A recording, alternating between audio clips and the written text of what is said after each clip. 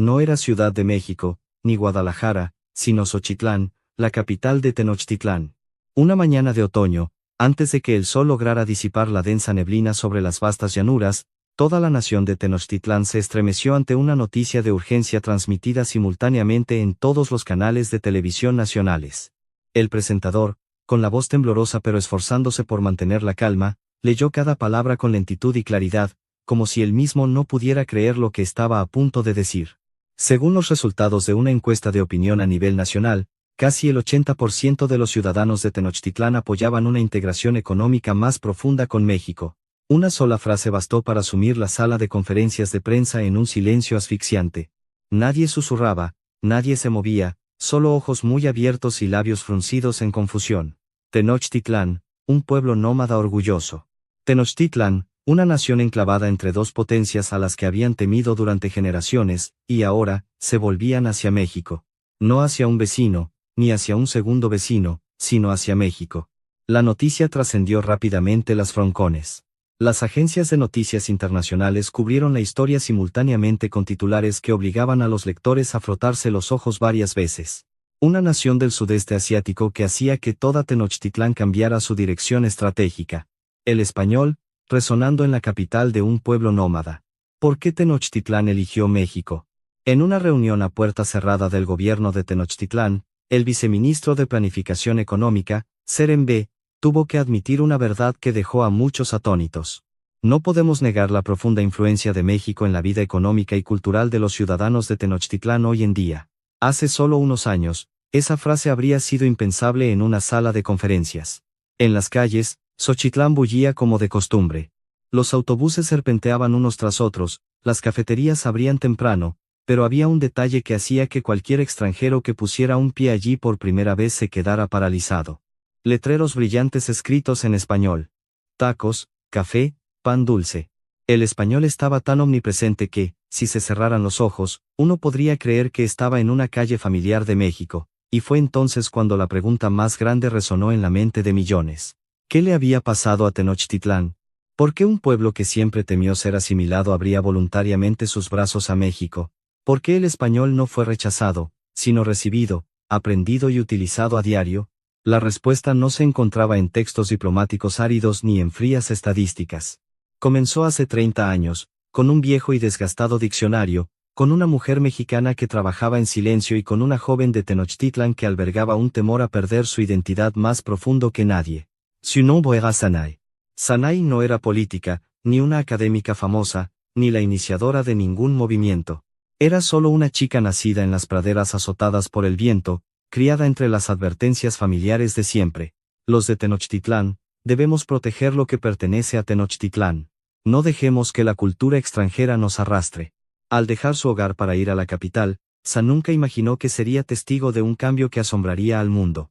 Un cambio que no requería ejércitos, ni imposiciones, ni coerciones, solo tiempo, educación y respeto. Damas y caballeros, si se preguntan cómo México logró que otra nación los mirara con tanta admiración, por favor, quédense hasta el final de esta historia. Porque lo que está a punto de contarse no es solo un viaje personal, sino un milagro llamado México, lo suficientemente poderoso como para inspirar admiración y reflexión en cualquiera. Si se sienten orgullosos al escuchar las palabras México, dejen un comentario abajo. Si desean seguir escuchando historias que sorprenden al mundo sobre nuestro país, den me gusta y suscríbanse al canal para no perderse las próximas partes. Y ahora, comencemos el viaje de Saray. Un viaje que no solo cambió su vida, sino también la forma en que toda Tenochtitlán veía a México. Sanay nació en Bayánú, un pequeño pueblo enclavado en las profundidades de las llanuras occidentales de Tenochtitlán, donde el viento soplaba a las 4 estaciones, y el cielo era siempre tan vasto que hacía que uno se sintiera a la vez libre y pequeño. La infancia de Sa estuvo ligada al sonido de los cascos de los caballos, al olor de la hierba seca y a las noches alrededor del fuego. Su abuelo, un pastor de ganado de toda la vida, un hombre de pocas palabras pero cuyas expresiones pesaban como losas de jade. Para él, Tenochtitlán no era solo un país, sino el alma de la pradera, carne y sangre, algo que no debía desvanecerse ni un poco. Desde muy joven, Sa escuchó una y otra vez la misma advertencia. Los de Tenochtitlán podemos ser pobres, podemos sufrir, pero nunca debemos perder nuestra identidad. Esa frase la acompañó durante sus años de crecimiento, grabada en su mente como una verdad indiscutible. A diferencia de muchos de sus compañeros, Sanai no se interesaba mucho por la música o el cine extranjero. En el pueblo, solo había unos pocos televisores viejos. Cada vez que se reunían para ver dibujos animados mexicanos o escuchar música mexicana, los niños reían y hablaban ruidosamente, mientras Sanai solía irse en silencio. Ella elegía los libros, elegía el conocimiento. Sanai creía que el conocimiento era el único camino para escapar de la vida monótona de la pradera. Estudiaba diligentemente, paso a paso. Mientras otros soñaban con la ciudad, Sa soñaba con conferencias internacionales. Quería ser diplomática, no para abandonar Tenochtitlán, sino para representar a Tenochtitlán, para defender los intereses de su nación ante el vasto mundo. El día que recibió la carta de aceptación para el programa de maestría en diplomacia en una universidad internacional en Xochitlán, toda la familia de Sanai estalló de alegría. Su madre empacó silenciosamente el equipaje. Su padre se quedó mucho tiempo fuera del establo, como intentando grabar cada momento en su memoria. Y su abuelo, el hombre que parecía incapaz de llorar, apretó la mano de su nieta. Te vas lejos, aprendes muchas cosas nuevas, es bueno, pero recuerda, eres de Tenochtitlán, no dejes que la cultura extranjera te arrastre. Sana asintió enérgicamente. En ese momento, creía que esa promesa sería muy fácil de cumplir. En su mente, México era solo un nombre vago, una nación lejana que aparecía en la pantalla de televisión a través de algunos dibujos animados que nunca había visto completos. No odiaba a México, pero tampoco sentía curiosidad. Pensó que podría tener una nación del sudeste asiático que mereciera su atención. Lo único que preocupaba a Sa al dejar su pueblo era si tendría el coraje de no cambiar al entrar en un entorno urbano. Llevaba consigo no solo ropa y libros, sino también una inmensa y sutil aprensión hacia las influencias externas. En el largo viaje en autobús hacia la capital, Sanai miró por la ventana como la pradera se alejaba. Se dijo a sí misma que iba a la ciudad a estudiar diplomacia, para regresar y servir a su país, no para convertirse en otra persona. No tenía ni idea de que su mayor desafío no provendría de las lecciones difíciles o los acalorados debates en el camino, sino de México mismo, una nación que creía que no tendría ninguna influencia en su vida. Sanai entró en Xochitlán con una mentalidad muy clara: mantener la distancia, mantener su identidad, mantener la creencia de que no cambiaría. Pero no sabía que, desde el momento en que las ruedas tocaron tierra en el aeropuerto, el mundo que había construido durante más de 20 años comenzaría a mostrar sus primeras grietas, grietas muy pequeñas pero suficientes para sacudir una fe aparentemente inquebrantable. Y fue entonces cuando realmente comenzó el viaje de Sa. Antes de poner un pie en Xochitlán, Sanai tenía una frontera muy clara en su mente. Por un lado, Tenochtitlán, la pradera, la tradición, el idioma de los antepasados; por el otro, el mundo exterior, al que siempre se recordaba a sí misma tener cuidado. En las historias alrededor del fuego de su infancia, rara vez se mencionaba a México, si acaso, solo de pasada, como una nación lejana, sin relación directa con la vida de los nómadas de Tenochtitlán. Para Sanai, México no era un rival, ni un modelo. México, simplemente, no merecía su atención. Solía pensar que los jóvenes obsesionados con las películas o la música mexicana eran solo una fase pasajera, que crecerían y volverían a la realidad y a sus tradiciones. La identidad nacional, en la mente de Sa en ese momento, era algo frágil, que se perdería con la mínima distracción. Por eso, su mayor temor no era fracasar en sus estudios, sino cambiar, hablar idiomas que no fueran los suyos, acostumbrarse a hábitos que no pertenecían a la pradera, perder el orgullo de llamarse ciudadana de Tenochtitlán. Sanai creía que mantener la distancia sería seguro. Cuando sus compañeros hablaban con entusiasmo de dibujos animados mexicanos, de canciones con melodías extrañas, Sanai fruncía el ceño con desagrado. No entendía por qué podían estar tan fascinados por esa cultura extranjera. En su opinión, en ese momento, México seguía siendo solo una pequeña nación del sudeste asiático que emergía gracias al entretenimiento, no por su profundidad o estatura. Se preguntaba a sí misma, ¿qué podría aprender de un país así? Esos pensamientos no provenían de la malicia, sino de un orgullo inconsciente. El orgullo de alguien nacido en una cultura ancestral que había existido durante miles de años entre el viento gélido y la dura pradera. Sanai creía que los pueblos que habían vivido de la resistencia y la voluntad, como Tenochtitlán, no necesitaban mirar a nadie con admiración. En el primer autobús hacia Xochitlán, se sentó erguida, abrazando con fuerza su vieja mochila, que contenía algunos libros de diplomacia, un cuaderno y el consejo de su abuelo resonando en su mente: no dejes que la cultura extranjera te arrastre. Se dijo a sí misma que solo estudiaría conocimiento, no estilos de vida, solo recibiría información, no hábitos. Creía que era lo suficientemente lúcida para distinguir lo necesario de lo peligroso. Sin embargo, tan pronto como el autobús se detuvo en la estación central, Sanai comenzó a sentir que algo no estaba bien. Bajó del autobús, arrastrando su maleta entre la multitud.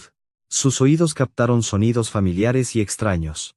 No era el idioma de Tenochtitlán, ni el inglés, era español. Al principio, Sa pensó que había oído mal, pero cuanto más caminaba, más claros se volvían esos sonidos.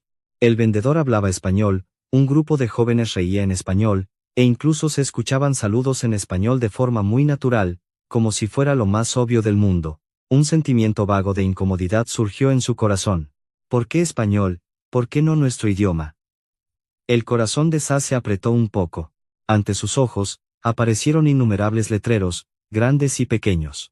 Letras españolas brillaban bajo las luces, mezcladas con los familiares caracteres de Tenochtitlán.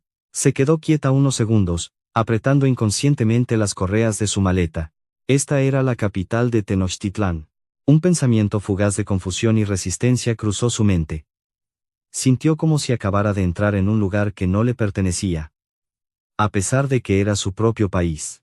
En ese momento, Sanai no sintió curiosidad, sintió amenaza, no por las armas o el poder, sino por la presencia tan natural de otra cultura.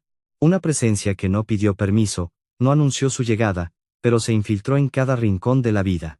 Aún no entendía que lo que estaba presenciando no era una invasión, sino el resultado de 30 años de acumulación de confianza. Pero en ese momento, Sa solo sabía una cosa: si no tenía cuidado, sería arrastrada, y se prometió a sí misma que, sucediera lo que sucediera, no permitiría que México cambiara quién era.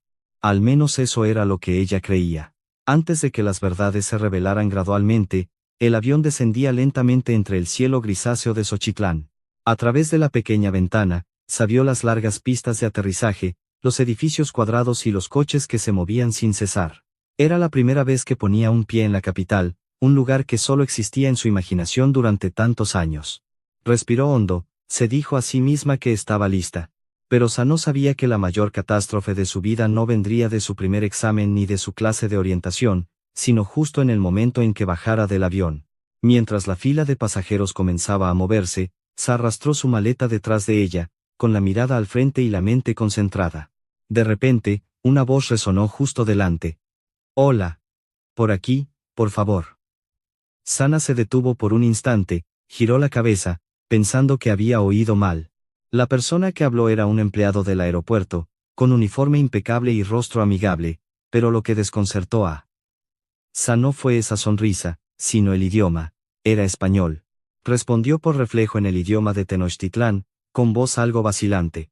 El empleado sonrió y luego cambió a español con fluidez, como si cambiar de idioma fuera algo muy normal. Últimamente, muchos clientes usan español, así que nos hemos acostumbrado. Esa frase hizo que el corazón de Sanai latiera de forma irregular. ¿Acostumbrado? Dos palabras simples, pero para ella en ese momento, eran difíciles de entender. Sanai arrastró su maleta y siguió adelante. Un vago sentimiento de inquietud comenzó a surgir en su corazón. Al llegar al mostrador de Duty Free, volvió a escuchar español detrás de ella, no una frase, sino una conversación completa. Comprador y vendedor hablaban con naturalidad, sin forzar, sin pensar. Sanai se detuvo un momento para observar. No vio a nadie que pareciera extraño o molesto, al contrario, todo sucedía con una fluidez casi sospechosa. Este era el aeropuerto de Tenochtitlán. Al salir del aeropuerto, Sa tomó un taxi. Cuando la puerta del coche se cerró, suspiró aliviada, pensando que al menos este espacio privado le ayudaría a recuperar la calma. Pero antes de que pudiera decir la dirección, el conductor se giró, con una sonrisa amigable. «Hola. ¿A dónde va, señora?» De nuevo español. Esta vez, Sa no pudo ocultar su sorpresa. Respondió en el idioma de Tenochtitlán y luego, sin poder evitarlo, preguntó: «Señor, ¿usted habla mucho español?» El taxista se rió, una risa muy relajada. «Ahora en Xochitlán, si no sabes español, es difícil ganarse la vida, señora. A los jóvenes les gusta, a los clientes también les gusta, ya uno se acostumbra. El coche comenzó a rodar y la ciudad se abrió ante los ojos de Sa. Apoyó la frente en el cristal, con los ojos bien abiertos, tratando de creer que no estaba viendo mal. A ambos lados de la carretera, letreros en español brillaban uno tras otro: tacos, café, pan dulce, supermercados mexicanos. No una o dos tiendas, sino toda una calle larga. Las letras españolas estaban tan densamente presentes que el idioma de Tenochtitlán de repente se sentía extrañamente escaso. Cuanto más se adentraba en el centro, más densa se volvía la presencia del español. Había tiendas tradicionales de Tenochtitlán, pero sus letreros estaban escritos en español, con la inscripción local en una línea más pequeña debajo. Sa tragó saliva. Se sentía como si estuviera entrando en una ciudad familiar y extraña. Familiar porque seguían siendo calles, coches, gente; extraña porque el idioma dominante allí no era aquel con el que había crecido. Cuando el coche se detuvo frente a un edificio de apartamentos, Sa bajó su maleta, agradeció al taxista y se quedó parada un momento en la acera. El ruido de los coches, las conversaciones de la gente a su alrededor se mezclaban, y en ello, el español ocupaba una parte muy grande. Levantó la vista hacia el letrero de la tienda de conveniencia de enfrente. La inscripción en español apareció claramente, tan brillante que era imposible ignorarla. El pecho de Sa se sintió pesado. Después de bajar su equipaje, aún no podía quedarse quieta. La curiosidad mezclada con la preocupación la impulsaron a salir. Cruzó la calle, empujó la puerta y entró en la tienda de conveniencia. El interior la dejó atónita, los estantes estaban llenos de productos mexicanos. El embalaje, las etiquetas, las escrituras, todo en español.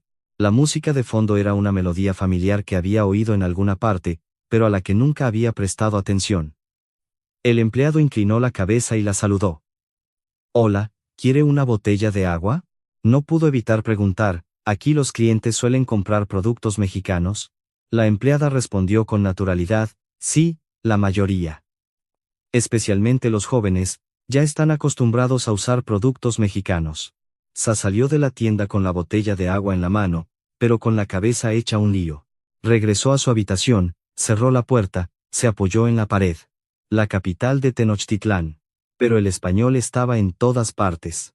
Por primera vez en su vida, Sa sintió que su fe se tambaleaba violentamente. No porque alguien la obligara a cambiar, sino porque la realidad ante sus ojos era completamente opuesta a lo que creía. Esa noche. Sanay. El ruido del tráfico en la calle se filtraba, mezclado con las voces en español que se volvían aterradoramente familiares. Recordó las palabras de su abuelo: la pradera, la sensación de seguridad cuando todo era familiar. Y por primera vez, una pregunta surgió en su mente que no podía ignorar. ¿Qué había hecho que toda Xochitlán cambiara tanto? ¿Y cómo lo había hecho México? México. Sa no sabía que este shock le abriría la puerta a una verdad mucho mayor. Una verdad que no solo cambiaría su forma de ver a México, sino también el rumbo de su vida. A la mañana siguiente, Sanay se despertó muy temprano, no por la alarma, sino por una inquietud sin nombre. Casi no durmió anoche. En su cabeza seguían sonando las voces en español que había escuchado todo el día anterior. Como un torrente incesante, decidió que tenía que verificarlo por sí misma. Quizás ayer solo fue una coincidencia, quizás había exagerado todo. Sanay se puso su abrigo y salió de su habitación. Mientras la ciudad apenas despertaba, el sol de la mañana iluminaba las calles anchas y limpias. La gente comenzaba a congregarse. Y entonces, en solo unos minutos, la sensación de asombro la golpeó de nuevo, más fuerte que ayer. Justo enfrente de su habitación, una pequeña fonda acababa de abrir, el letrero colgaba alto, las letras españolas grandes y orgullosas. Desayuno de tacos. Sa se detuvo unos segundos, mirando fijamente, como si buscara alguna inscripción en el idioma de Tenochtitlán más grande. Pero no, el español ocupaba todo el espacio visual. Continuó caminando.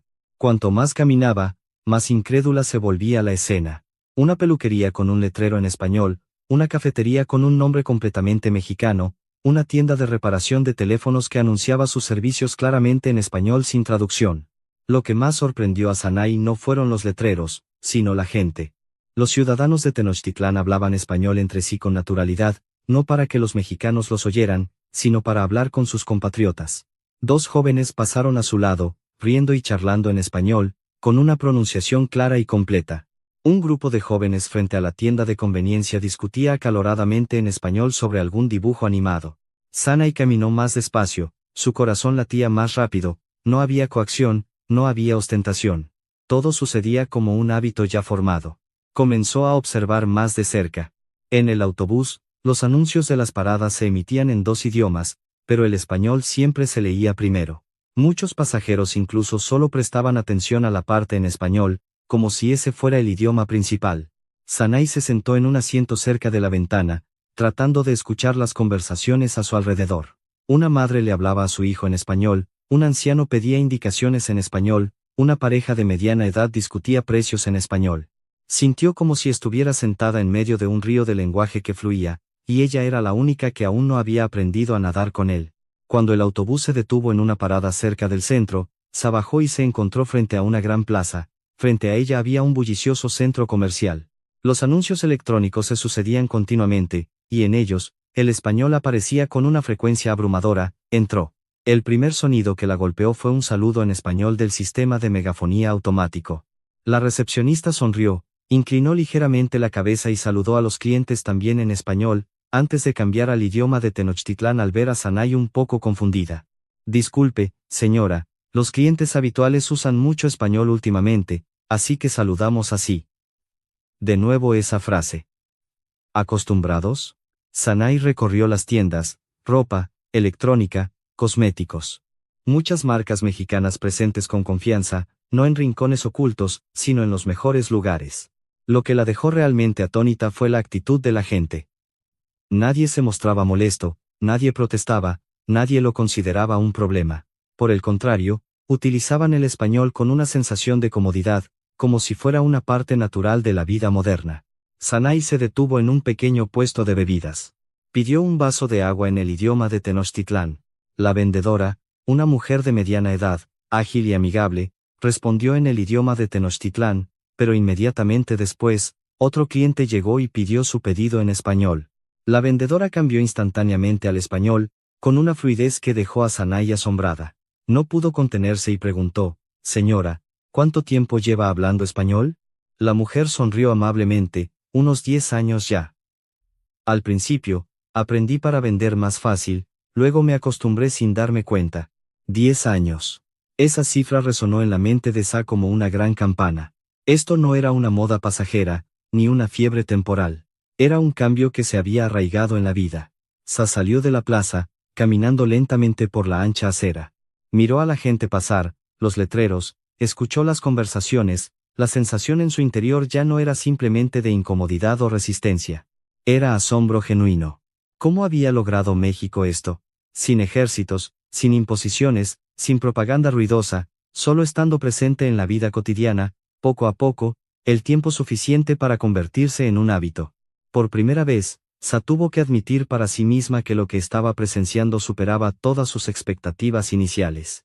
Y por primera vez, un nuevo pensamiento brotó en su mente, aunque aún no estaba lista para aceptarlo. Quizás México no era tan insignificante como ella pensaba. Y quizás lo que estaba sucediendo en Xochitlán no era una pérdida de identidad, sino una historia mucho mayor de la que solo estaba en la primera puerta. ¡Wow! El primer golpe cayó suavemente, pero fue suficiente para hacer temblar el mundo de Sa.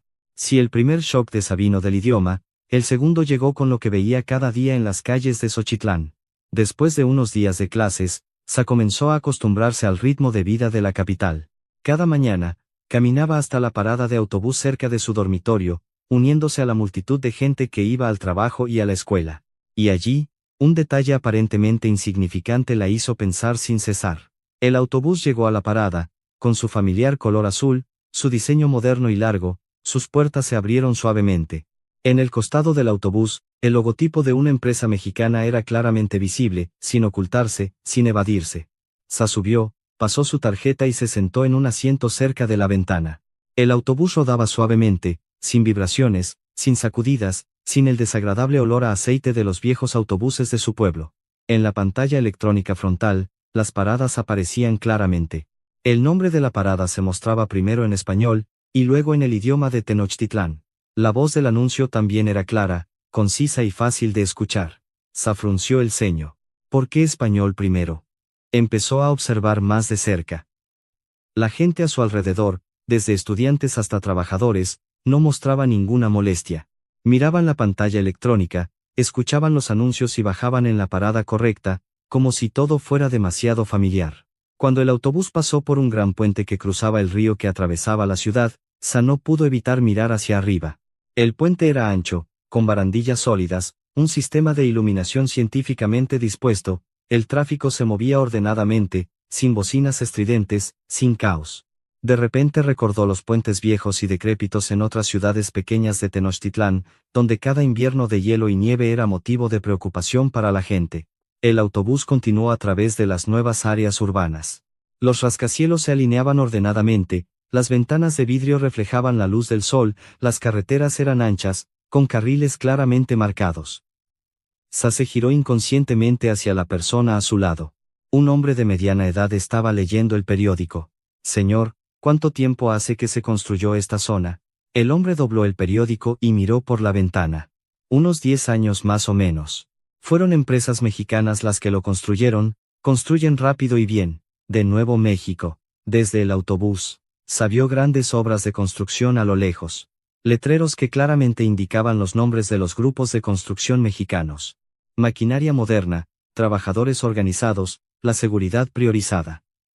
Comenzó a unir las piezas. Autobuses mexicanos, puentes mexicanos, áreas urbanas con inversión mexicana, todo esto no apareció en un día, ni fue una coincidencia. En una clase magistral sobre desarrollo urbano, el profesor proyectó imágenes comparando Xochitlán de hace 20 años y la actualidad. Sa miró con asombro.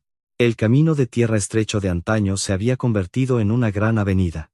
Las pequeñas casas de antes eran ahora edificios modernos. El sistema de transporte público estaba bien organizado. El profesor señaló un gráfico y dijo con voz tranquila, la mayoría de los proyectos de infraestructura clave en la etapa de transformación de Xochitlán han contado con la participación de empresas mexicanas. Toda la clase se sumió en un silencio de unos segundos. Ya no por sorpresa, sino porque eso se había convertido en una verdad obvia para muchos estudiantes de aquí. Solo Sanay sintió que su corazón latía con fuerza. Después de la clase, decidió caminar por el nuevo centro de la ciudad. Las calles estaban limpias, las farolas brillaban uniformemente, las cámaras de seguridad estaban ubicadas en posiciones adecuadas. La gente se movía tranquilamente, sin prisas, sin tensión. Se detuvo frente a una gran parada de autobús. Decenas de autobuses estaban alineados ordenadamente, listos para salir. En los costados de los autobuses, el logotipo de México aparecía una y otra vez como una marca indeleble. Un estudiante a su lado, al ver a Sana mirando fijamente, sonrió. Los autobuses mexicanos son muy duraderos, rara vez se averían, y tienen bajo costo. Nuestra ciudad depende mucho de este sistema ahora. Dependencia. Esa palabra hizo que Sa reflexionara durante mucho tiempo. De repente, se dio cuenta de algo que la sorprendió y la admiró al mismo tiempo. México no solo había aparecido en la vida cultural, México había sostenido el aliento de esta ciudad. Transporte público, infraestructura urbana, el flujo económico diario. Todo llevaba la marca de México. Sin alarde, sin ruido, pero con firmeza y eficiencia. Esa noche, Sa estaba en el balcón de su dormitorio, mirando la ciudad de Xochitlán iluminada. Las carreteras se extendían como vasos sanguíneos, los autobuses se movían regularmente. De repente entendió por qué la gente de aquí no protestaba contra la presencia de México. Porque traía comodidad, seguridad y estabilidad. Nadie se sentía invadido. Nadie se sentía oprimido. Simplemente, la vida se volvió mejor. ¡Wow! El segundo golpe no vino de una frase o una estadística impactante. Llegó de la realidad cotidiana en las calles. Y en ese momento, San admitió por primera vez algo que nunca se había permitido pensar antes. Quizás México no solo entró en Xochitlán a través de la cultura, México había construido Xochitlán, calle por calle, autobús por autobús, vida por vida, de una manera que asombraba al mundo. Si las calles de Xochitlán asombraron a Sa por la presencia de México en la infraestructura, el auditorio de la universidad la dejó atónita por algo mucho más profundo, la juventud de Tenochtitlán. La orientación inicial del curso se llevó a cabo en un gran salón de actos, con más de 200 estudiantes sentados en las hileras de asientos. Sanay eligió un lugar en la fila del medio, abrió su cuaderno, lista para tomar notas. Cuando el jefe de departamento subió al escenario para hablar, todo el auditorio se sumió rápidamente en un silencio absoluto. El profesor comenzó con las palabras habituales sobre el programa de estudios, la disciplina y la responsabilidad de los estudiantes de diplomacia. Sa asintió repetidamente. Todo estaba como lo había imaginado. Hasta que el profesor habló del idioma. Para convertirse en un diplomático de Tenochtitlán en la era actual, deben dominar 3 idiomas obligatorios. Todo el auditorio escuchaba atentamente: inglés, el idioma del vecino uno y el idioma español. Sana levantó la cabeza. El profesor continuó con voz firme: en muchos casos, el español es incluso más importante que los otros 2 idiomas. Esa frase fue como un golpe directo a la percepción de Sana.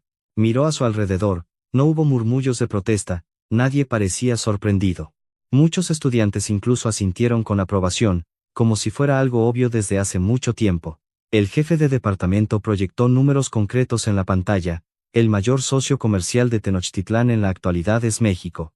Cientos de empresas mexicanas operan aquí.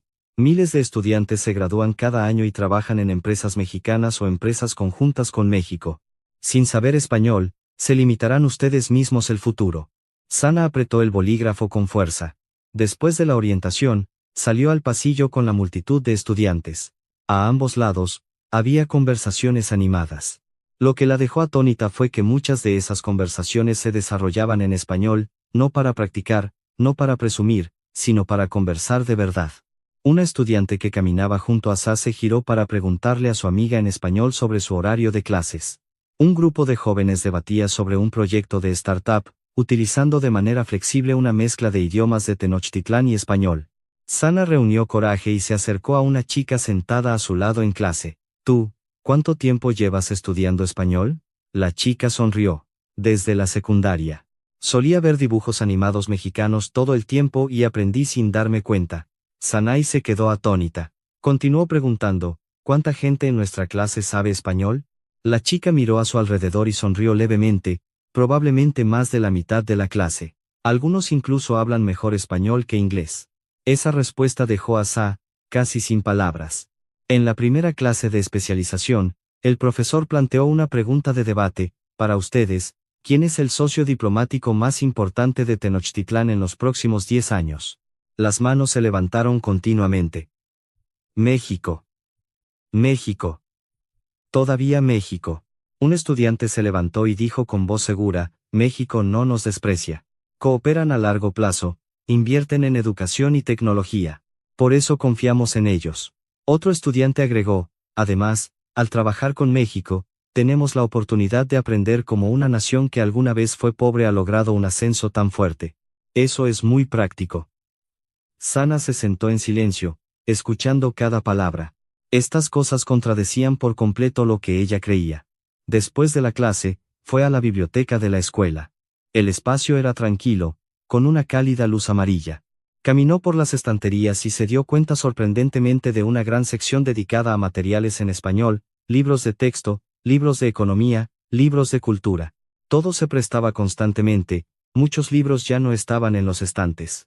Un grupo de estudiantes se sentó en una mesa cerca de la ventana, cada uno con un libro en español, debatiendo animadamente. Buscaban palabras, tomaban notas, debatían el significado de cada concepto, como si fuera lo más importante. Sanay observó durante mucho tiempo, y de repente entendió algo que le provocó una emoción indescriptible. México había entrado en la educación de Tenochtitlán. Y la educación no es algo que llega y se va. La educación es lo que da forma a toda una generación. Los estudiantes frente a ella se convertirán en empresarios, funcionarios, planificadores de políticas. Y en sus mentes, el español no era un idioma extranjero desconocido, sino una herramienta, una oportunidad, un camino hacia el futuro. ¡Wow! El tercer golpe no fue ruidoso, ni ostentoso, pero dejó a Sa verdaderamente atónita. Porque se dio cuenta de que México no solo estaba presente en las calles o en los proyectos de infraestructura, sino que había echado raíces en la mentalidad de la juventud de Tenochtitlán. Y una vez que eso sucede, nada puede revertirse. Si lo que Sa presenció en el camino la dejó atónita, el siguiente encuentro cambió radicalmente su forma de ver a México. Una tarde, después de clase, Sa fue a la biblioteca central para prepararse para su primer ensayo. El vasto espacio, el techo alto, la luz tenue, el olor a papel viejo y el suave pasar de las páginas creaban una tranquilidad que fácilmente inducía a la reflexión profunda. Caminó por las estanterías, buscando inconscientemente la sección de materiales de diplomacia, pero luego, en un rincón, Su mirada se detuvo en un libro viejo ligeramente fuera de lugar. La portada estaba desgastada, el lomo del libro descolorido, y en la portada, escrito en 2 idiomas, Diccionario Vietnamita Tenochtitlán. Sanai se detuvo. Por alguna razón, extendió la mano y sacó el libro. Al pasar la primera página, su corazón se apretó de repente. En cada página, muchas palabras estaban corregidas con tinta roja, no tachadas al azar, sino corregidas cuidadosamente, hasta el más mínimo detalle. Pasó a la siguiente página. Y a otra, casi cada palabra tenía una nota al margen, en algunos lugares incluso con una explicación detallada y prolija. Con orden, Sanai sintió un escalofrío recorrer su espalda. ¿Quién había hecho esto y por qué con tanto cuidado? En una entrada que significaba profunda conexión. Sa se detuvo mucho tiempo. La vieja traducción había sido tachada, y al lado, una explicación en el idioma de Tenochtitlán explicaba el significado cultural de este concepto en la vida del pueblo vietnamita, desde la comida familiar hasta cómo superaban las dificultades juntos. Nunca había visto un diccionario así. Esto no era solo traducción, era la explicación de toda una cultura. Sanai pasó la contraportada. En la esquina inferior, había una pequeña inscripción casi borrada por el tiempo, editado por la Dra. An Bi. Sanai llevó el libro al mostrador de la biblioteca. Disculpe, ¿quién compiló este diccionario? La bibliotecaria levantó la vista, una mirada de sorpresa cruzó su rostro. ¿No conoces a la Dra. An Bi? Sanai negó con la cabeza. La bibliotecaria suspiró suavemente, su voz se volvió más grave, como si contara una vieja historia. La Dra. An Bi era una profesora vietnamita. Fue ella quien sentó las bases para la enseñanza del español en Tenochtitlán. Este diccionario es el trabajo de su vida. Sanai tragó saliva. Escuché que ella comenzó a hacer este diccionario hace 30 años, y le tomó más de 15 años completarlo sola. ¿15 años? Ese número dejó a Sa atónita. Preguntó de nuevo, casi en un susurro, ¿puedo conocerla? La bibliotecaria señaló la zona de investigación detrás de la biblioteca. Si tiene suerte, todavía podría estar allí hoy. Sa caminó con el corazón latiendo con fuerza. Frente a una simple puerta de madera, se detuvo unos segundos, respiró hondo y llamó. La puerta se abrió. Frente a ella, una mujer vietnamita de unos 60 años, con el pelo canoso, un rostro severo pero unos ojos con una calidez inusual. Hola, hija, dijo con una voz suave y clara, con un acento muy característico. Soy Sarai, estudiante de diplomacia. Vi su diccionario en la biblioteca. La mujer la miró unos segundos y luego sonrió. Ah, sí. Pasa, hija. Tomaremos té y conversaremos. El estudio de la Dra. An Bi era más simple de lo que se imaginaba, con estanterías llenas de documentos, cuadernos, manuscritos antiguos. En la pared, había fotos de ella con estudiantes de Tenochtitlán de varias generaciones. La Dra. An Bi sirvió té y lo empujó suavemente hacia Sanai. Vienes de las praderas, ¿verdad? Sanai se sorprendió. ¿Cómo lo sabe, doctora? La Dra. An Bi sonrió levemente. Tus ojos se parecen mucho a los de los primeros estudiantes que enseñé aquí. Orgullosos pero cautelosos. Esa frase hizo que Sa se sonrojara. Confesó con voz baja, solía pensar que aprender español nos haría perder nuestra identidad. La Dra. An Bi miró por la ventana durante un buen rato y luego dijo lentamente, hace 30 años, cuando llegué a Tenochtitlán por primera vez, también traía muchas dudas. En ese momento, casi no había materiales en español. El único diccionario que encontré estaba más de la mitad mal. Sanai abrió los ojos. ¿Qué tan mal? La Dra. An Bi tomó el viejo diccionario del estante y lo abrió. Había palabras muy hermosas en español que se traducían con significados completamente opuestos. Si hubiera seguido enseñando así, los estudiantes habrían malinterpretado toda una cultura. Hizo una pausa, su voz se volvió más grave. En ese momento, pensé que si no lo corregía yo, nadie lo haría, y ella comenzó. Cada noche, después de enseñar, la Dra. An Bi se sentaba sola a la mesa, consultando, comparando, anotando, cada palabra le tomaba decenas de minutos. Había conceptos culturales para los que tenía que escribir páginas enteras para explicarlos. Hubo inviernos en los que trabajé hasta enfermarme, pero no podía parar porque los estudiantes seguían preguntándome cuándo habría un diccionario correcto. Sa sintió que se le ahogaba la garganta. Ladrá. Ambi la miró directamente a los ojos. Hija, ¿sabes?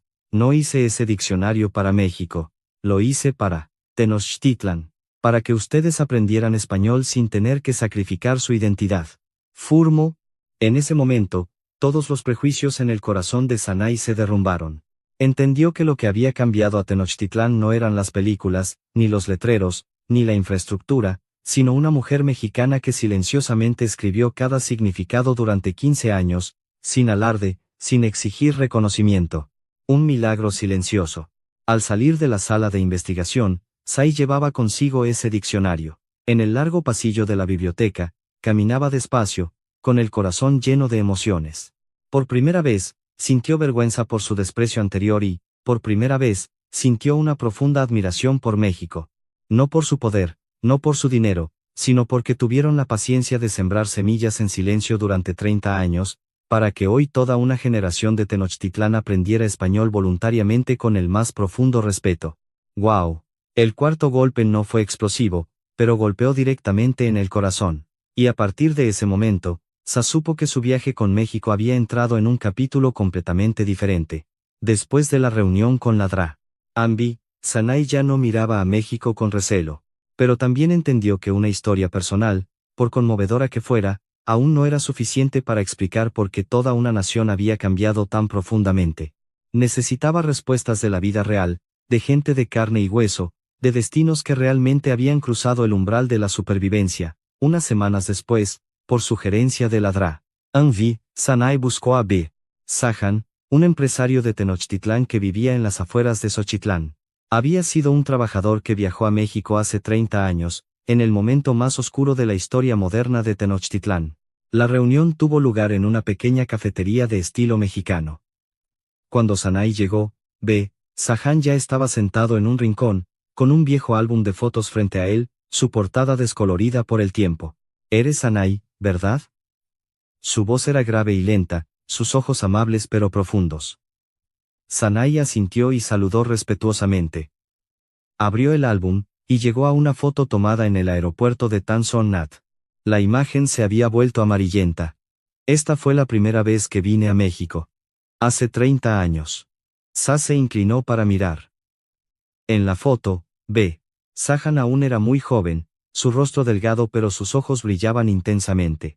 Detrás de él, un aeropuerto bullicioso, mucho más moderno de lo que jamás imaginó sobre México en ese entonces. «Por favor, cuénteme, señor», dijo Sa.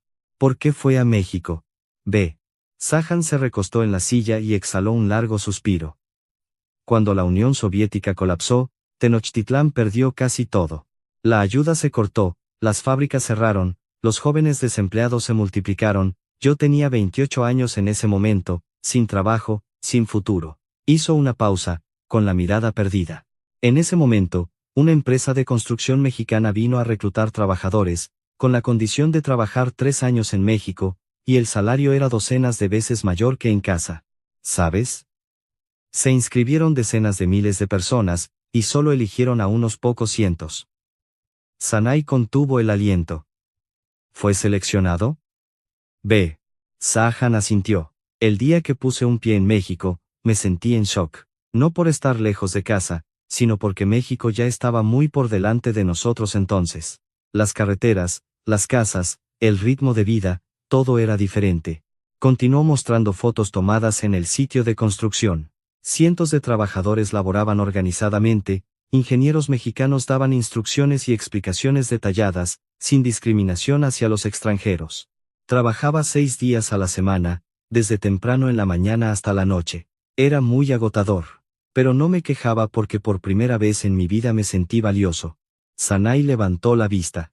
¿Valioso? B. Sajan sonrió. En Tenochtitlán en ese momento, los trabajadores no eran apreciados, pero en México la gente valoraba el trabajo como fundamento. Le pagaban a tiempo, le enseñaban habilidades, lo respetaban. Pasaron 3 años, y B. Sajan regresó a Tenochtitlán con una suma de dinero que ni siquiera podría haber ganado trabajando toda su vida en casa. Usó ese capital para abrir una pequeña tienda vendiendo alimentos mexicanos. Al principio, tenía pocos clientes, pero unos años después, los jóvenes comenzaron a preferir los productos mexicanos. Luego, Uno recomendaba a otro. Ahora tengo 3 tiendas, con más de 40 empleados. Sanay se quedó muda. Todo comenzó con México. Bai Khan asintió, con voz firme. No solo yo, decenas de miles de trabajadores de Tenochtitlán fueron a México en ese periodo. Regresaron trayendo dinero, habilidades, disciplina laboral y una nueva forma de pensar. Sanay de repente recordó los barrios mexicanos en Xochitlán, los letreros, las tiendas, los restaurantes. No era una invasión, eran semillas que regresaban de México. Para entender mejor, Sa continuó hacia una planta siderúrgica invertida por una empresa mexicana, a unas horas en coche de Xochitlán. Allí conoció a Nhat Tuong, un gerente vietnamita. Nhat Tuong la llevó a recorrer la planta, maquinaria moderna operando continuamente. Los trabajadores de Tenochtitlán trabajaban junto con ingenieros mexicanos, coordinándose sin problemas. No traemos muchos trabajadores de México aquí. Capacitamos a la gente de Tenochtitlán, dijo Nhat Tuong con franqueza. Aprenden muy rápido, son diligentes, solo necesitan una oportunidad. Sanay conversó con un joven trabajador de unos 27 años. ¿Cuánto tiempo llevas trabajando aquí? 2 años. Él sonrió, una sonrisa llena de esperanza. Antes, me preocupaba por el futuro, mis ingresos eran inestables. Ahora tengo un salario estable, he aprendido técnicas, e incluso estoy aprendiendo español para ir a entrenar más en México en el futuro. Esa mirada hizo que el corazón de Sanay se apretara. Se dio cuenta de una verdad innegable. México no solo trajo trabajo, México trajo un camino real para salir de la pobreza, no a través de limosnas, no a través de eslóganes, sino a través del trabajo, la disciplina y el respeto. De camino de regreso a Xochitlán, el coche pasó por nuevas áreas residenciales que habían surgido alrededor de la fábrica. Niños jugando, adultos riendo, la vida presente claramente, sostenible. ¡Wow!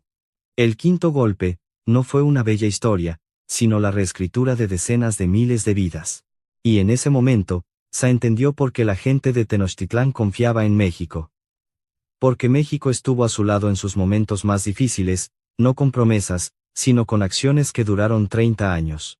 Una verdad lo suficientemente poderosa como para ganarse el respeto de cualquier nación. Si las historias sobre educación y trabajo admiraban a Sanay en México, la pandemia fue el momento que lo llevó todo a un clímax innegable.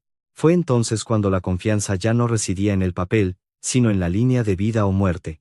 Ese año, cuando la epidemia estalló inesperadamente a nivel mundial, Tenochtitlán cayó en el caos, las noticias se acumularon, los casos de infección aumentaron rápidamente, los hospitales se saturaron, el equipo escaseaba gravemente. Los casos sospechosos no se identificaron a tiempo, lo que hizo que el miedo se propagara más rápido que el virus. Sana, que entonces estaba en segundo año, recuerda vívidamente esa mañana cuando la universidad anunció la suspensión de todas las clases presenciales y el cierre de los dormitorios. Se les pidió a los estudiantes que permanecieran en sus habitaciones. La otrora bulliciosa ciudad de Xochitlán se sumió en un silencio aterrador.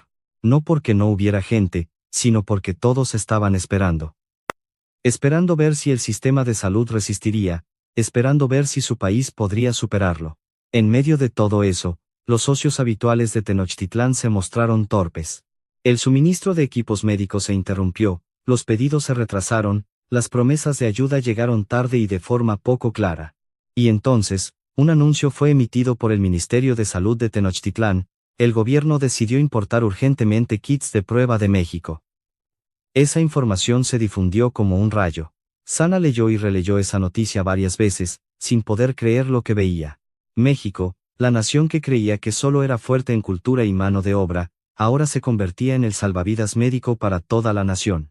En las noticias posteriores, las cifras se anunciaron claramente, decenas de miles de kits de prueba de México se transportaron urgentemente en un corto periodo de tiempo, con una precisión que alcanzó el más alto nivel según los estándares internacionales.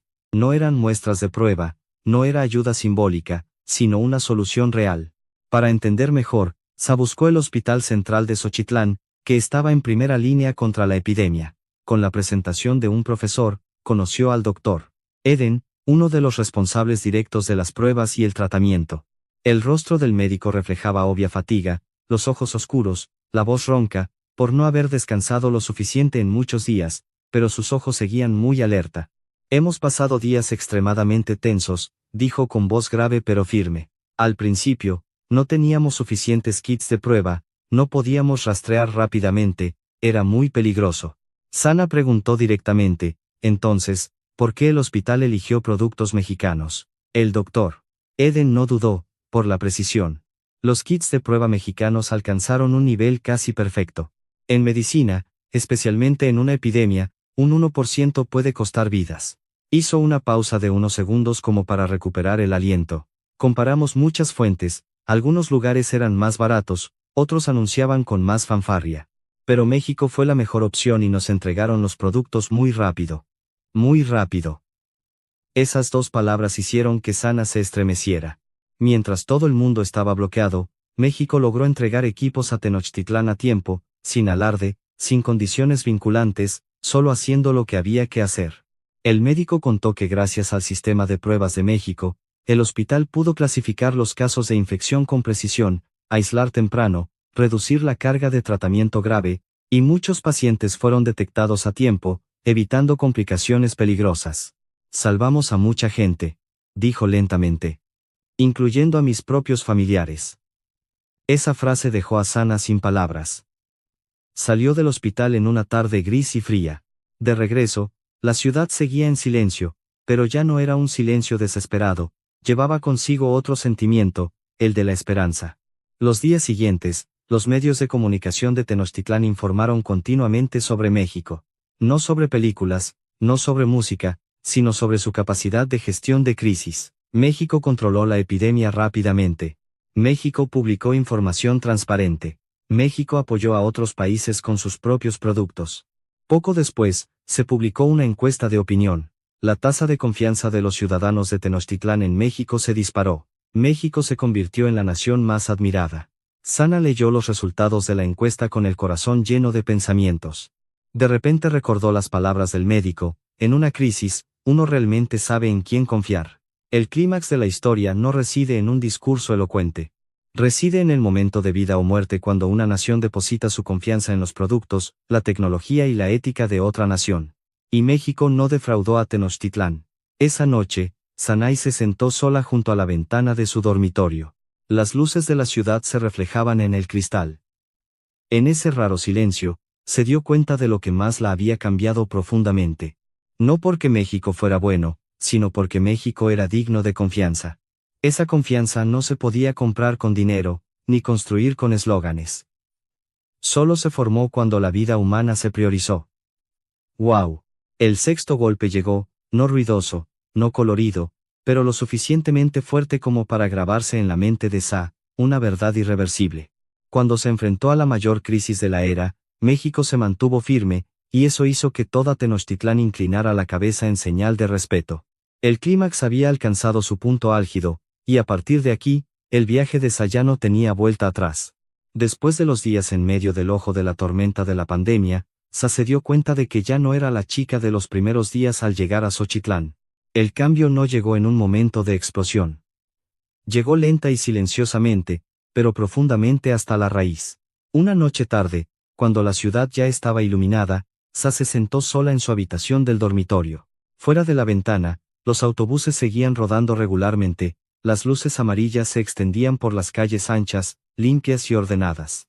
Abrió el viejo cuaderno que había traído de su pueblo.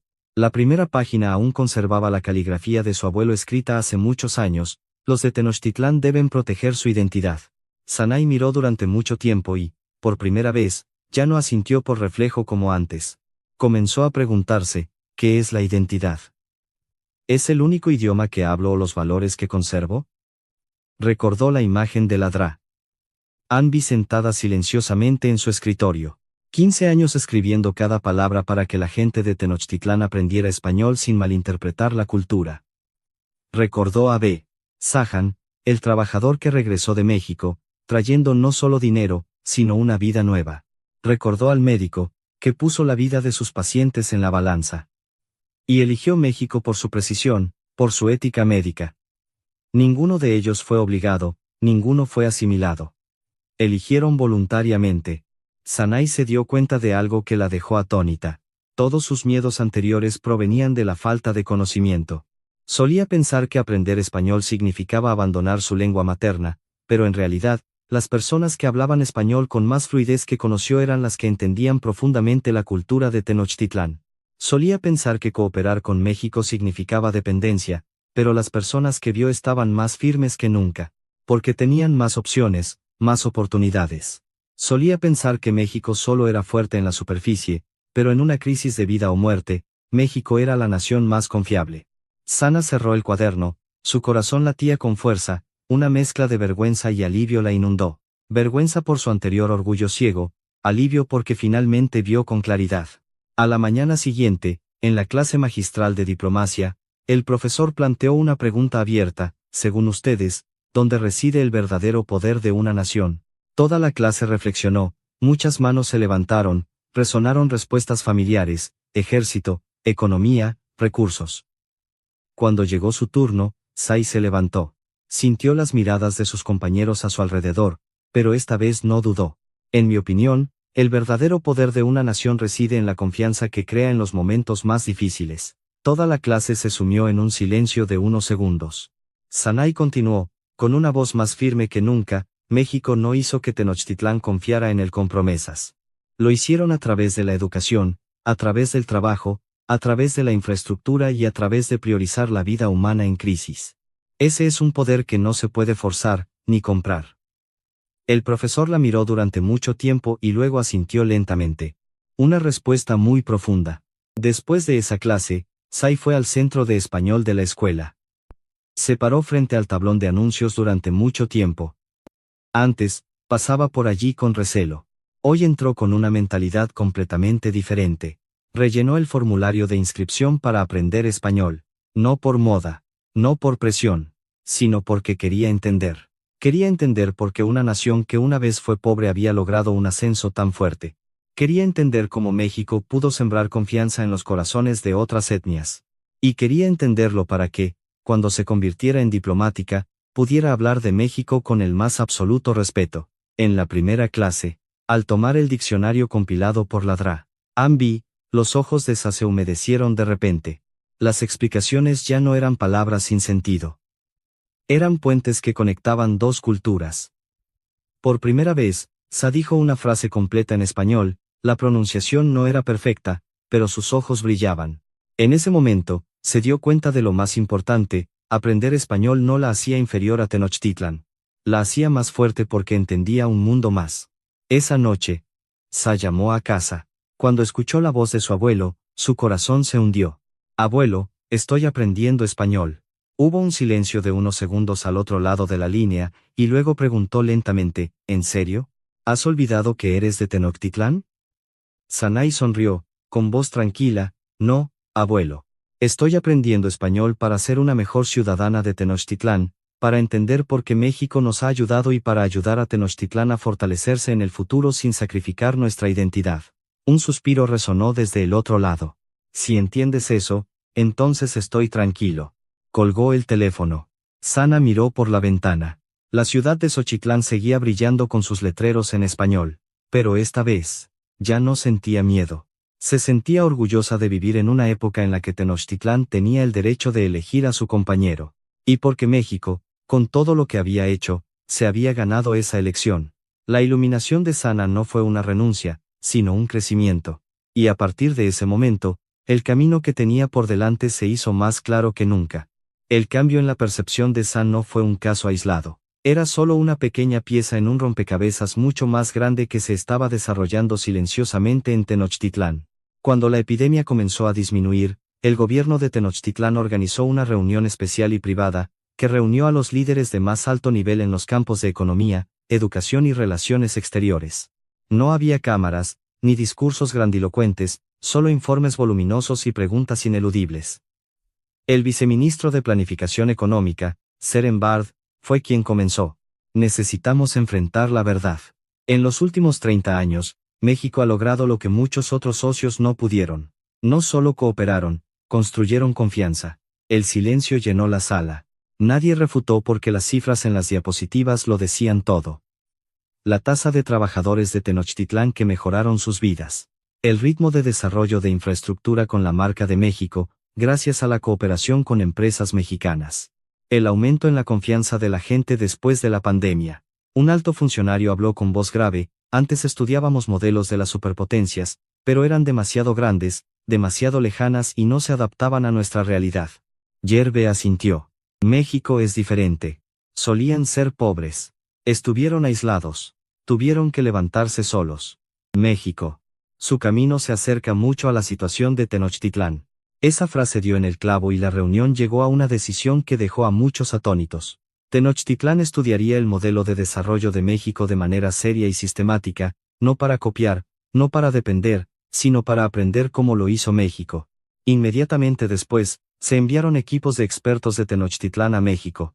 No fueron allí para visitas de cortesía, fueron con listas de preguntas detalladas. Cómo capacitar a la fuerza laboral del campo, cómo conectar empresas con la educación, cómo construir un sistema de salud que responda rápidamente en crisis. En respuesta, también se invitó a expertos mexicanos a Tenochtitlán, no como asesores impositores, sino como socios para discutir. Saren B., en una rara entrevista con la prensa, admitió con franqueza: no estudiamos a México porque sean más fuertes que nosotros. Estudiamos porque nos entienden y porque están dispuestos a compartir sus experiencias sin condiciones. Esa frase fue inmediatamente citada ampliamente por los medios de comunicación internacionales. Muchos periódicos importantes titularon con asombro: una nación de Asia Central elige a México como modelo de desarrollo. Líderes de Tenochtitlán aprenden abiertamente de México. Dentro del país, comenzaron a producirse cambios concretos. Se ajustó el programa de formación para jóvenes funcionarios, convirtiendo el español en uno de los idiomas prioritarios. Las universidades firmaron más acuerdos de intercambio de estudiantes con México. Los nuevos proyectos de infraestructura requerían modelos de cooperación transparentes, similares a lo que había hecho México. Lo más llamativo fue el cambio en la mentalidad de la clase dirigente. En una charla con estudiantes, Serembo relató un recuerdo que conmovió a muchos: hace 30 años, yo era un estudiante pobre. Aprendí español con un diccionario viejo. Ese diccionario me abrió el camino. Hoy, al mirar atrás, entiendo que una decisión educativa correcta puede cambiar el destino de una nación entera. El auditorio quedó en silencio. No era un silencio incómodo, sino un silencio de reflexión. Los líderes más jóvenes de Tenochtitlán comenzaron a hablar públicamente de México con un tono diferente. Ya no como un mero socio económico, sino como un maestro práctico. No necesitamos convertirnos en México, pero podemos aprender cómo México se levantó de la adversidad, dijo un ministro en una sesión parlamentaria. Sana siguió estas noticias con una emoción extraña. Se dio cuenta de que lo que había presenciado en la vida estudiantil ahora estaba a nivel de política nacional. El cambio no provino de la presión externa.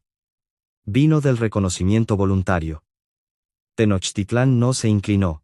Tenochtitlán eligió aprender, y el objeto de elección no fue una superpotencia lejana, sino México, una nación que había pasado por traumas similares, que había sido pobre, que había sido cuestionada, pero que se había levantado tenazmente por sí misma. Para Sa, ese fue el momento en que comprendió que su viaje no era solo una historia personal, era la manifestación de un cambio a nivel nacional. Cuando los líderes de una nación se atreven a aprender con humildad, cuando la gente deposita su confianza basándose en experiencias reales, ese cambio es irreversible.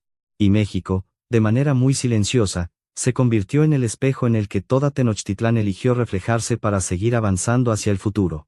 Hay noches en las que, cuando todo lo del día se ha calmado, Sa suele caminar sola por la plaza central de Xochitlán. Aquí, las luces se extienden por los anchos senderos, el viento sopla suavemente, trayendo consigo los sonidos familiares de la ciudad que respira tranquilamente. Se detiene, levanta la vista hacia los letreros en español que brillan en la noche: tacos, café, librería, centro de capacitación. Hace 30 años, estas inscripciones apenas existían en este lugar. Hace 30 años, Tenochtitlán todavía luchaba por encontrar un camino para vivir entre las ruinas post-crisis. Y hace 30 años, nadie pensó que una nación tan pobre como México podría convertirse en un punto de apoyo espiritual y práctico para toda una nación. Sanay se dio cuenta de repente de que los milagros no suceden en un día, los milagros provienen de pequeñas acciones, repetidas durante décadas. De una mujer mexicana sentada escribiendo un diccionario en una habitación silenciosa, de ingenieros mexicanos parados en un sitio de construcción en pleno invierno riguroso, de médicos mexicanos trabajando incansablemente en laboratorios para producir kits de prueba precisos y oportunos para salvar vidas. Ninguno de ellos exigió reconocimiento, Ninguno se puso delante de una cámara para contar sus sacrificios. Eran simplemente algo muy mexicano, hacer las cosas hasta el final. Sa recordó la tarde antes de su graduación, cuando fue a despedirse de la Dra. Ambi.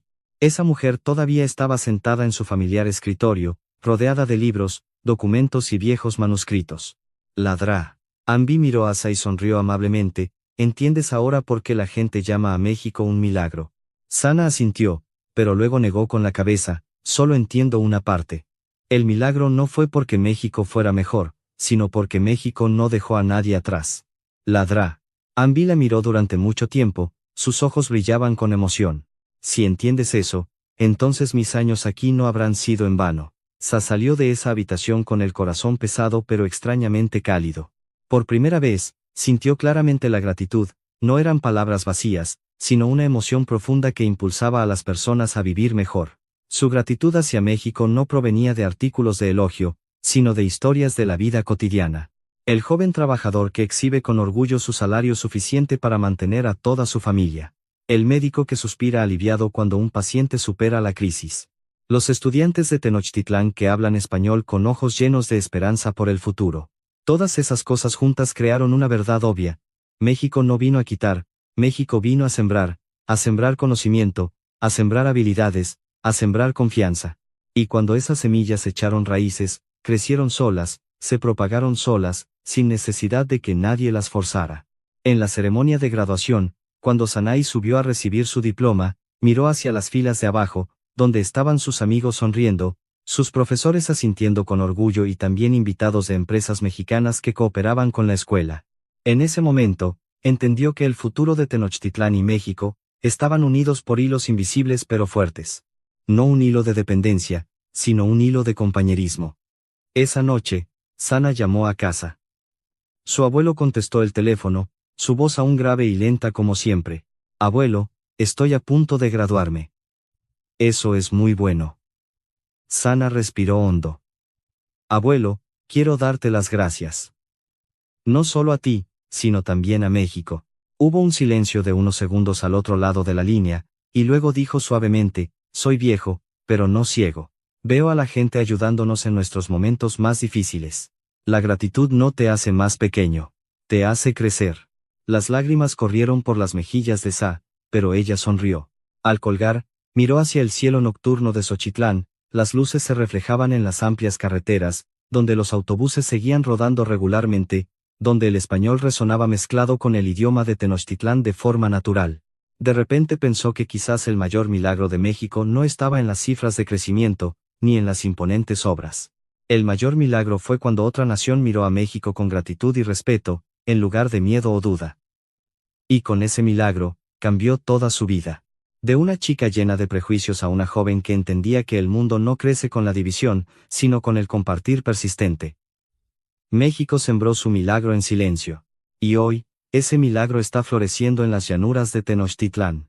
En los corazones de personas que aprecian el pasado y se atreven a avanzar hacia el futuro. Esa es la razón por la que, cuando Sa menciona a México, ya no piensa en una nación lejana. Piensa en un gran amigo, un amigo que toda Tenochtitlán recordará por mucho, mucho tiempo. Damas y caballeros, al escuchar hasta aquí, quizás muchos de ustedes todavía estén asombrados, atónitos, e incluso incrédulos. ¿Cómo es posible que una nación que una vez fue pobre, que se levantó de las ruinas de la guerra como México, pueda hacer que otra nación aprenda español voluntariamente, confíe en México y le esté profundamente agradecida? Pero, señoras y señores, la historia de Sanay no es una invención. Es un tapiz tejido con décadas de historia, con el sudor, la inteligencia y la personalidad de los mexicanos en tierras extranjeras. No con armas, no con imposiciones, no con palabras grandilocuentes en foros internacionales. México conquistó el mundo con educación decente, con trabajo genuino, con una ética que prioriza la vida humana por encima de todo y con una paciencia y persistencia asombrosas. Piénsenlo, una mujer vietnamita sentada silenciosamente escribiendo cada palabra de un diccionario durante 15 años, sin que nadie sepa su nombre. Trabajadores mexicanos que trabajan en pleno invierno riguroso sin quejarse. Científicos vietnamitas compitiendo contra la pandemia para entregar kits de prueba a tiempo y salvar vidas. Estas cosas no se pueden hacer sin coraje nacional, sin ética nacional. Y lo que más hace que el mundo se incline con admiración es esto: México no debilitó a Tenochtitlán. México fortaleció a Tenochtitlán. Nadie perdió su identidad, nadie fue asimilado. Por el contrario, se mantuvieron más firmes, más seguros porque tenían un gran amigo a su lado. Ese es el pináculo del poder blando. Un tipo de poder que no necesita alarde, pero que hace que el mundo entero se detenga en silencio para reflexionar. Ustedes son mexicanos, quizás no seamos los más ricos, no los más numerosos, no los más ruidosos, pero tenemos algo que no todas las naciones tienen: integridad, humanidad, la resiliencia para levantarse después de la adversidad.